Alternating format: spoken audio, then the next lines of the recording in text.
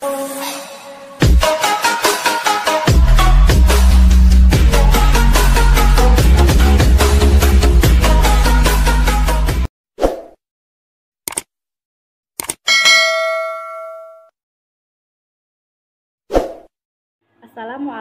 warahmatullahi wabarakatuh. Perkenalkan, nama saya Nurun Najah. Saya dari Universitas Islam Negeri Sumatera Utara, jurusan Biologi semester 6.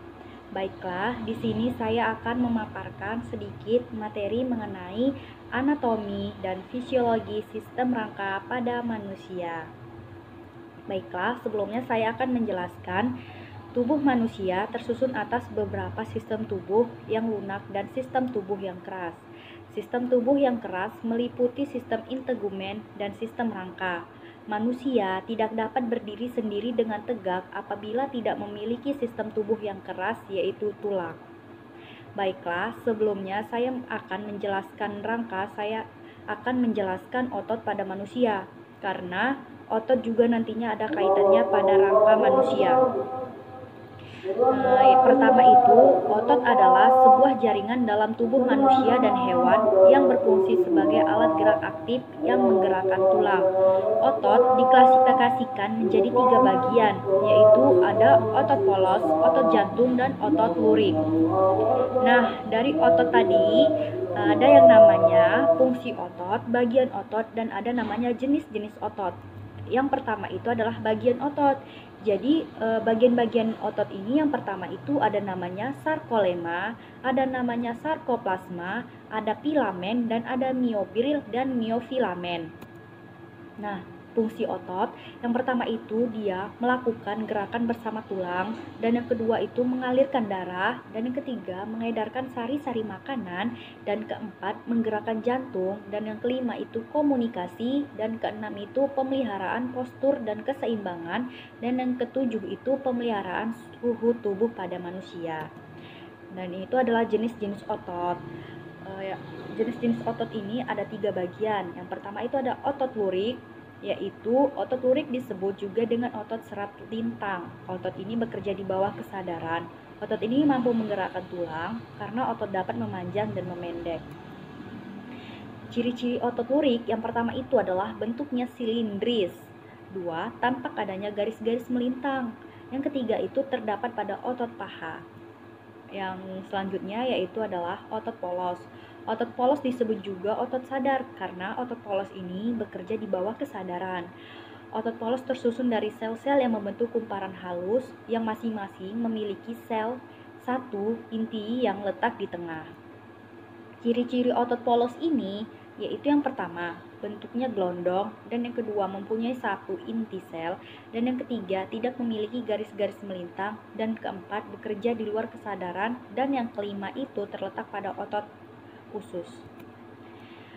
Yang terakhir itu adalah otot jantung. Otot jantung mempunyai struktur sama dengan otot lurik tadi ya. Hanya saja serabutnya itu bercabang dan saling beranyaman. Ciri-ciri otot jantung ini yang pertama, otot jantung ini hanya terdapat pada jantung dan strukturnya sama dengan otot lurik. Dan yang kedua, kerja otot jantung tidak bisa dikendalikan oleh kemauan kita, tetapi bisa bekerja sama dengan gerak jantung. Selanjutnya, saya akan menjelaskan tentang rangka manusia. Yang pertama itu adalah pengertian rangka pada manusia. Pengertian sistem rangka manusia. Sistem rangka atau disebut alat gerak pasif adalah sistem yang memiliki fungsi untuk menyimpan bahan mineral, tempat pembentukan sel darah, tempat melekatnya otot rangka. Yang kedua adalah namanya fungsi sistem rangka manusia. Yang pertama itu untuk memberikan bentuk keseluruhan bagi tubuh, dan yang kedua itu menjaga agar organ tubuh tetap berada di tempatnya, dan yang ketiga itu melindungi organ-organ tubuh ya, seperti otot, jantung, dan paru-paru, dan yang keempat itu untuk bergerak ketika dikehendaki otot, dan yang kelima menghasilkan sel darah di dalam susunan tulang. Selanjutnya itu ada pengelompokan rangka manusia. Nah, di sini saya akan menjelaskan ya.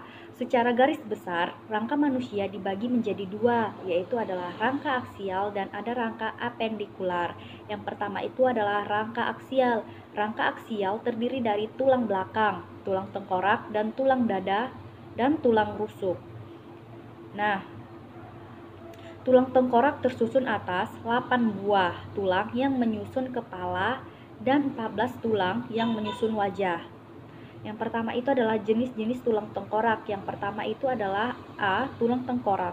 Bagian kepala kita terdiri dari satu bagian parietal yaitu tulang dahi, dan yang kedua itu adalah bagian temporal yaitu tulang samping kiri kanan kepala dekat telinga, dan yang ketiga itu adalah bagian oktivitas yaitu daerah belakang dari tengkorak, dan yang di sini terbagi menjadi dua ya teman-teman. Selanjutnya itu adalah bagian sphenoid berdekatan dengan tulang rongga mata, dan adalah bagian ethenoid, tulang yang menyusun rongga hidung. Nah, selanjutnya yaitu adalah tulang dada. Tulang dada termasuk dari rusuk bersama rusuk. Tulang dada membentuk perlindungan pada jantung. Tulang pipih yang terletak di bagian tengah dada pada sisi kiri dan kanan tulang terdapat tempat lekat dari rusuk. Oke, baiklah, selanjutnya tulang dada tersusun atas 3 bagian, yaitu tulang hulu, tulang badan, dan tulang taju. Yang pertama itu adalah tulang hulu. Tulang hulu ini terletak di bagian atas dari tulang dada, tempat melekatnya tulang rusuk yang pertama dan kedua. Yang kedua itu adalah tulang badan, terletak di bagian tengah tempat melekatnya tulang rusuk ketiga sampai 7. Dan yang ketiga adalah tulang taju, terletak di bagian bawah dari tulang dada. Selanjutnya yaitu tulang rusuk. Tulang rusuk berbentuk tipis, pipih, dan melengkung bersama-sama dengan tulang dada membentuk rongga dada untuk melindungi jantung dan paru-paru. Jadi tulang rusuk ini ada terbagi ya. Yang pertama itu adalah tulang rusuk sejati berjumlah 7 pasang, dan tulang rusuk palsu berjumlah 3 pasang, dan tulang rusuk melayang berjumlah 2 pasang. Selanjutnya itu adalah tulang-tulang ruas bagian belakang. Ruas tulang belakang disebut juga tulang belakang, disusun oleh 33 tulang dengan bentuk tidak beraturan ke-33-nya. Yang pertama itu 7 ruas pertama disebut tulang leher. Yang kedua itu 12 berikutnya berbentuk tulang punggung, dan 3 ruas berikutnya merupakan tulang punggung, dan yang keempat 5 ruas tulang kelingking, kelangkangan, dan yang kelima bagian bawah dari ruas-ruas tulang disebut tulang ekor. Selanjutnya itu ada yang bagian yang kedua. Tadi kan kita udah menjelaskan bagian yang pertama, sekarang ada yaitu menjelaskan bagian kedua. Bagian kedua ini disebut dengan rangka apendikular.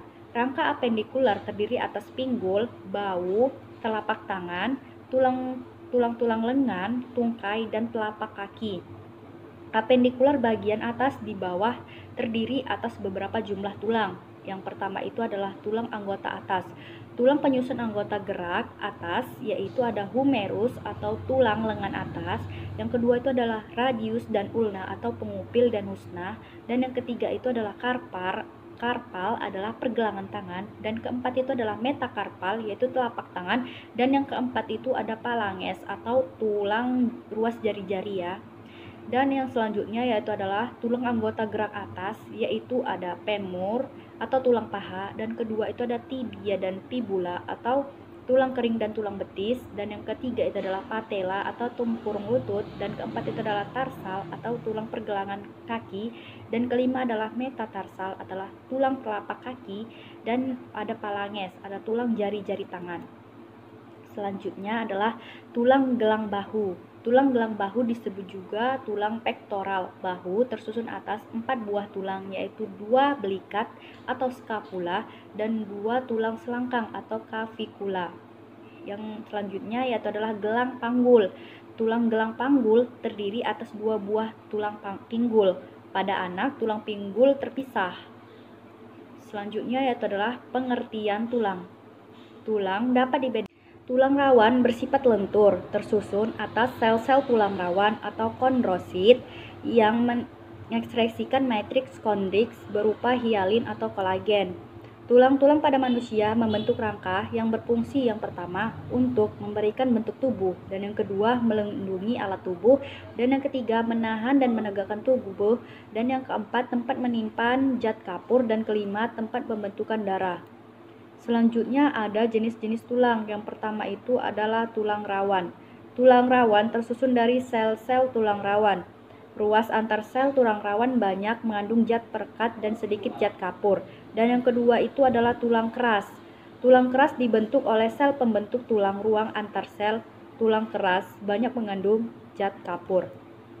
Selanjutnya, menurut bentuknya, tulang ini terbagi menjadi 3 bagian, yaitu yang pertama adalah tulang pipa, ada tulang pipih, dan ada tulang pendek.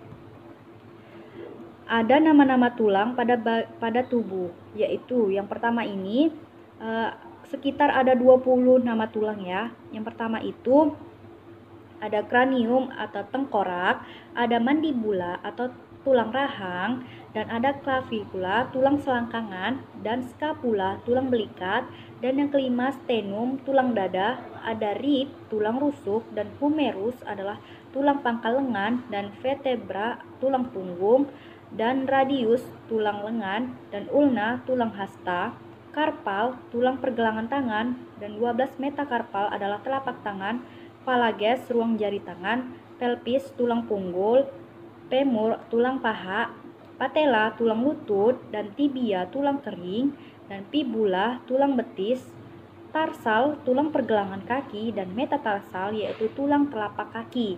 Nah, itu tadi nama-nama tulang pada bagian tubuh ya. Selanjutnya adalah fungsi-fungsi tulang, yaitu yang pertama memberikan bentuk tubuh, yang kedua melindungi alat tubuh, menahan dan menegakkan tubuh, dan tempat melekatnya otot, tempat menyimpan mineral, tempat pembentukan sel darah, tempat menyimpan energi. Baiklah, itu tadi sedikit pemaparan mengenai anatomi dan fisiologi pada sistem rangka pada manusia. Jadi kesimpulannya yaitu gerak manusia dihasilkan oleh kontraksi otot yang menghasilkan gaya untuk menggerakkan anggota badan. Pada gerak sadar, sinyal perintah dari pusat sistem saraf ditransmisikan melalui saraf tulang belakang lalu ke otot untuk menghasilkan gaya. Otot berfungsi dengan normal jika antar sel saraf, spinal cord, dan otot terhubung secara utuh untuk bekerja dengan baik. Sekian hasil pemaparan dari materi saya mengenai anatomi dan fisiologi sistem rangka pada manusia. Sekian dan terima kasih. Wassalamualaikum warahmatullahi wabarakatuh.